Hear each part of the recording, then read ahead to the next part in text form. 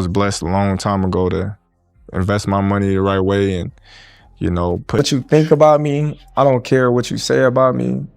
You're not in the position that I'm in. Mm-hmm. Terence Crawford is done staying quiet about Floyd Mayweather. After Floyd attacked Crawford's win, calling it undeserved and even sharing a private sparring video, Crawford has revealed that Floyd owes him around $31 million, with the debt dating back to the early days of their relationship. Crawford says it's time for Floyd to stop pretending to be wealthy, especially as Mayweather recently landed in another financial mess, being sued in Vegas for failing to pay for his cars. Crawford believes Floyd's online posts are just him seeking validation, all while his actual financial situation might not be as solid as he claims. I couldn't choose a better guy for the job. He's gonna make you hundreds of millions, you say?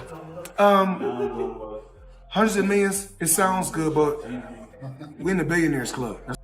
The lawsuit that triggered Crawford's reaction was filed less than 10 days ago in Clark County District Court and shows a troubling situation for the former champion. Floyd Mayweather and his company, Mayweather Promotions LLC, are named in the complaint by Vegas Auto Gallery, which claims Floyd bought 4 luxury cars for over $2 million on July 3rd. The list included a 2018 Mercedes Maybach, a 2023 Ferrari, a 2023 Porsche, and a 2025 McLaren. Court filings state that Mayweather issued 2 checks, one for $1.6 million and another for $650,000, but later instructed the dealership not to deposit them, leaving the matter unresolved. That they did some shady practices. But this is a response to their lawsuit that he bought 4 cars in the amount of $2.3 million back in July. And one of the cars was $1.2 million, which was a 2018 special edition Maybach. I don't know, something really, really fancy. Very, very rare. Instead of paying, Floyd posted about the purchases on his Instagram, showing off the cars to his 29 million followers. The dealership claims he never actually intended to keep them and only wanted them as props to boost his Money Mayweather image. Eventually, Floyd returned 3 of the vehicles and agreed to keep the Maybach under a settlement valued at $1.2 million. But the issue is, he still hasn't paid. Options. I got about 100 cars. But right here, we like to call this the Sweet 16. By signing the settlement, Floyd and Mayweather Promotions admitted to the judgment, essentially acknowledging they owed the money and couldn't legally dispute the agreement if they failed to pay. Despite this clear agreement, the dealership says Floyd missed several deadlines, even after being granted an extension. Attorney Michael Cristalli, representing Vegas Auto Gallery, stated plainly that their filing speaks for itself. Although Mayweather bought the vehicles, issued checks, and signed the purchase agreements, he still refused to pay for them. $5 million. That's an incredible amount of money.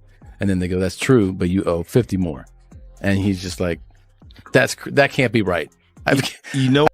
This type of claim isn't new for Mayweather. Over the years, numerous businesses have accused him of late payments or refusing to pay for goods and services. From unpaid wages at his now closed Las Vegas strip club, Girl Collection, to disagreements with jewelry dealers and event promoters, Floyd has repeatedly faced similar issues. The man known for flaunting his wealth often finds himself caught up in debt disputes. I mean, dang, Floyd Money Mayweather. Man, wow, y'all around here getting Rolexes, not paying for them. Man, y'all got stacks of money, owing jewelers money. Man, how y'all around here, man, getting millions of dollars in all this jewelry and leaving 200? That's where Crawford's comments come in. His claim that Floyd owes him around $31 million isn't coming out of nowhere. While Crawford's team hasn't shared exact details, the situation suggests a few possibilities. One is that Crawford may be referring to potential earnings he lost by never getting a fight with Mayweather. When Floyd retired in 2017, Crawford was rising in the pound-for-pound rankings, already a unified 140-pound champion and on his way to dominating welterweight. A fight between them at that time would have been massive, likely earning hundreds of millions in pay-per-view revenue. I know life is hard, I know life is expensive, but come on, dude, put your legacy first. Nobody wants. Another possibility involves business dealings outside the ring. Mayweather's promotional company has been involved with numerous fighters, events, and joint ventures, and disputes over unpaid percentages, marketing cuts, or promotional duties have long been common in boxing. This situation is made even more striking because of the sparring video that surfaced. Crawford's comments came after a private clip of him sparring with Floyd started circulating. In boxing, sparring is considered sacred. What happens in the gym is rarely meant to be shared publicly, and leaking such footage is seen as a serious breach of trust. Money Man is getting ready. Super Bowl weekend, Las Vegas. We had to get the ones. Make it rain. Yeah. I need everybody. I mean everybody. Had girl collection Thursday, Friday, Saturday, Sunday, the Super Bowl. But whoever win or lose, it don't matter. I need everybody there. Girl collection. The irony is that Floyd built his image on two key things: an undefeated record and untouchable wealth. His 50Z nickname and the Money Team brand have been central to that persona. Now, facing lawsuits over bounced checks and unpaid luxury cars, that image is seriously undermined. Meanwhile, Crawford, recently becoming undisputed in 3 weight classes, the only fighter to do so in the 4-belt era, has the credibility to call him out. So the money's really gone. Yeah, that's what you think. It's get the money, spend the money. All that money. And it's been 2 years. So is it just his overhead is so high on a day-to-day, month-to-month? Like I don't even want to talk about it. Like within lifestyle, that money's gone. Trust me. Now it's like you call him, he'll be at you. The Vegas Auto Gallery case highlights how fragile Floyd's Money Mayweather image can be when challenged legally. Court filings show he not only failed to pay but also publicly criticized the dealership, telling his millions of followers to avoid them. The dealer says those posts even led to threats from Floyd's fans. For the dealership, the issue isn't just the missing money, it's the damage to their reputation. For Floyd, it's a battle on 2 fronts, in court and on social media, trying to protect his image publicly while struggling privately. And about the whole 50 Cent story, you gotta hear Accusations that Floyd Mayweather has unpaid debts with fellow athletes. A widely known allegation comes from rapper 50 Cent, who accused Floyd of cheating him out of $2 million during his jail sentence. Then are we talking over $2 million? It's about that. Oh, okay. At that point, it was, invested in. All right. So look, he goes, when he finally does bring up that. Crawford has also been smart with his finances. He left Top Rank after years of disagreements, betting on himself in the Errol Spence Jr. fight and earning big from a career-defining victory. Now, as the undisputed champion in 3 divisions, he's financially secure on his own terms. When he calls out Floyd, it's not just criticism. It's from someone who sees himself as Mayweather's successor, both in fighting legacy and independence. We're going to get to it. What's up? We're going to get to it. International with.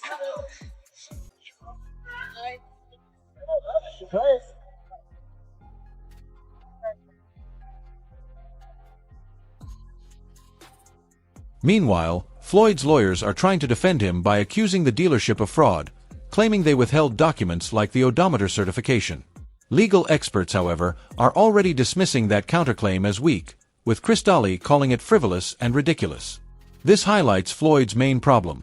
His attempts to fight back legally look far less convincing than the growing evidence that he simply didn't pay. Building generational wealth. Even like when my children, all 4 of my children are adults. And I told them, no more handouts. Because I feel like I'm hurting my children just by, I give them money, they go shopping, they put gas in their car, they party, they come back, I need money. I give them money, I buy them houses, I buy them cars. Told them, listen, if you guys go to school or you work in one of my business. Amid Floyd's financial and legal troubles, Crawford fired back at his comment that the Canelo fight was easy because Canelo was washed up. Crawford explained that he had a clear strategy, even borrowing elements of Mayweather's style. In an interview with Inside the Ring, he said his approach was grounded in history. He studied how Floyd dismantled Alvarez with elusive defense, analyzed Dimitri Bivol's disciplined tactics that neutralized him, and noticed Canelo's lapses against William Skull, where limited mobility showed through. For Crawford, the plan was simple and confident. I knew I was going to beat him.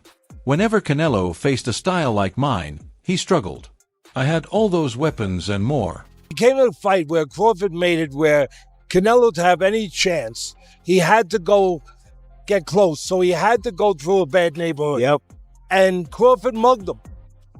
It's that simple. He had to go through a bad neighborhood to get anything done, to get to the place that something was going to be done good. Yeah. And he got mugged going through that neighborhood. Yeah. It's that simple. Well, if I think about it, if I do come back.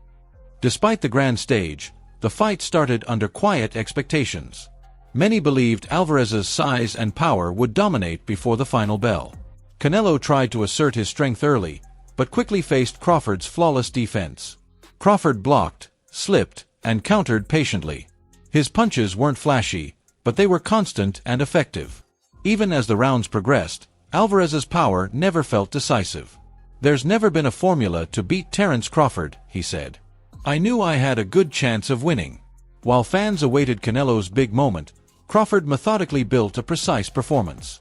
As the championship rounds neared, his corner warned him, "They're not going to give it to you." Outs to Crawford. You did it, boy. You did it. For those who still aren't quite sure what they witnessed last night, I'm going to let you know that you witnessed what is called a notorious boxing clinic. This is everything done right. Okay? First, Crawford answered by increasing the pressure, raising the pace, and controlling the final 2 rounds. When the bell rang, the judges confirmed what was already clear: Crawford had won. The victory improved his record to 42-0 with 31 knockouts and secured him a historic place in boxing. He became the first fighter to unify all 4 major belts in 3 different divisions, a feat last matched, in a different era, by Henry Armstrong in 1938. When I set my sights on doing something and I know what I'm capable of, it's not like a surprise to me. It's a surprise to y'all because y'all didn't believe me. You know, but for me, I knew I could do it, and I believed that I could do it. I just needed the opportunity. Terence, when did you know that you were going to... In the aftermath, Crawford sounded almost detached. "I don't feel anything special. It was meant to be," he said calmly, as if greatness were simply expected of him. That's what makes his story remarkable. He never called the fight an impossible challenge, but an inevitable result of preparation, study, and focus. Now, attention has shifted back to Floyd. Crawford dismissed Mayweather's attempt to downplay his win, noting that Floyd has his own problems to handle. After all, it's Floyd facing court battles over unpaid luxury cars and chasing big-name events again. To Crawford, the criticism felt empty, since Mayweather's comeback seems driven by motives far removed from legacy. I think that for me, I watch defense as much as I watch offense. So yeah, like I thought like watching Bud catch those shots off his glove. He looked amazing. So amazing. Yeah, he looked good. Yeah. He'd go to a body and he'd catch that and come up with an uppercut. You know, just all those things that seem... He looked great. Yeah, I've never seen anybody do that to ever. No one has. Mayweather has already signed to face heavyweight legend Mike Tyson next year in what's billed as an exhibition, though the timing hasn't gone unnoticed. Floyd is coming off recent lawsuits in Las Vegas, including a $1.2 million debt judgment from Vegas Auto Gallery. With that looming, another high-profile payday fits the pattern critics have highlighted for years. On top of that, Floyd has opened the door to something even bigger, a possible rematch with Manny Pacquiao. He admitted in an interview that talks are ongoing, and while nothing is finalized, the possibility is actively being explored. We getting ready.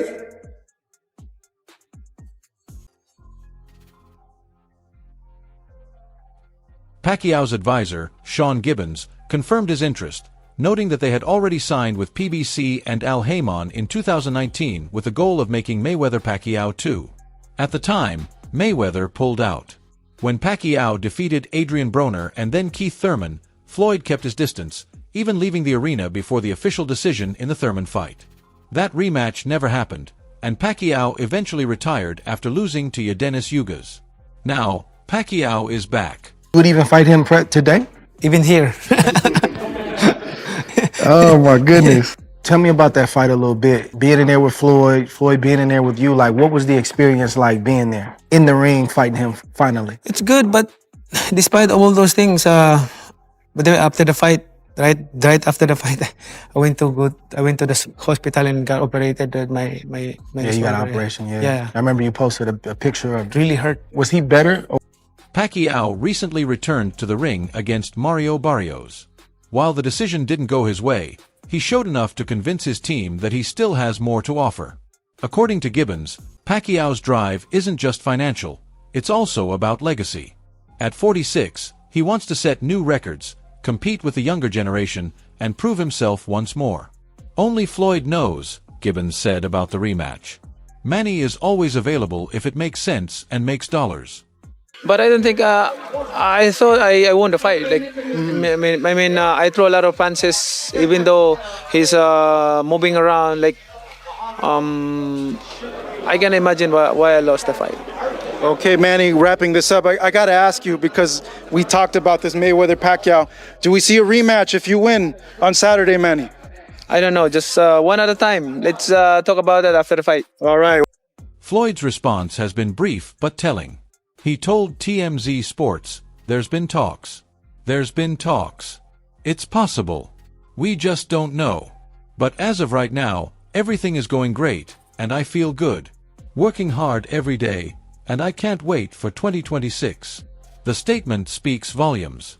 Floyd hasn't fought professionally since 2017, yet he's openly considering a comeback that would bring massive revenue. For a man dealing with multi-million-dollar lawsuits, the reasoning is clear. Fight nights generate quick, substantial money. Why not Floyd Mayweather? Why isn't he in the top 5? Floyd Mayweather, he's running the whole 12 rounds and he won the fight. Manny, who are the top 5 fighters you ever fought, you think?